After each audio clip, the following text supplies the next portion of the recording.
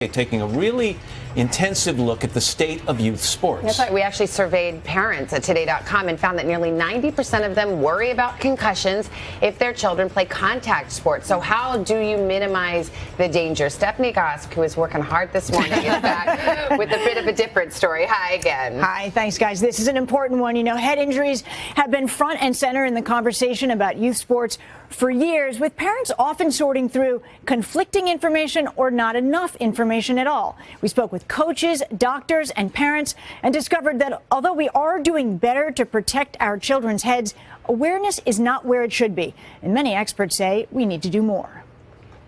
A Tuesday night just outside of Chicago, the Addison Cowboys practice under the lights. The Youth League, with players starting as young as 5 years old, has been around for 60 years. Ron Maxwell has coached for 20 of them. 5-6 years ago, we had 12 teams, so it was 266 kids in helmets out here. And tonight? We have 98. That's it. It's a huge drop. It's a huge drop. Parents are worried about head injuries, which is why the Addison Cowboys have changed their hard-hitting practices. And we hit occasionally, but we don't hit too often. A recent study estimated that as many as 2 million sports-related concussions are suffered by children under the age of 18 every year. In recent years, the number of diagnosed concussions has shot up, suggesting we are getting better at identifying the symptoms. But is it enough? The idea that we have this concussion issue under control is a myth. Chris Nowinski, a former pro wrestler who has battled multiple head injuries, co-founded the Concussion Legacy Foundation. We're still not recognizing all the concussions that happen. And research shows it's not just the big hits that impact the brain.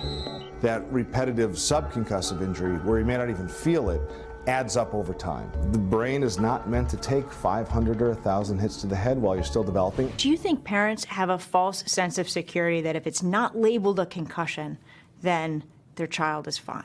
Yes, and I blame we doctors for it.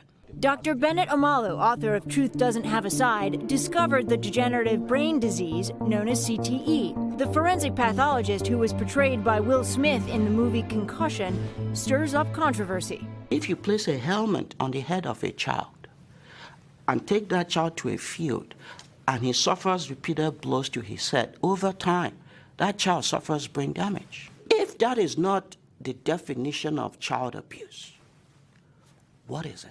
Omalu says children should not play football, ice hockey, rugby, lacrosse, and soccer, at least not until high school. But what are we supposed to do? Wrap our kids up in mattresses and keep them in their bedrooms for their entire lives? There has to be something that we can do. What should kids play? The healthy sports, the non-contact sports.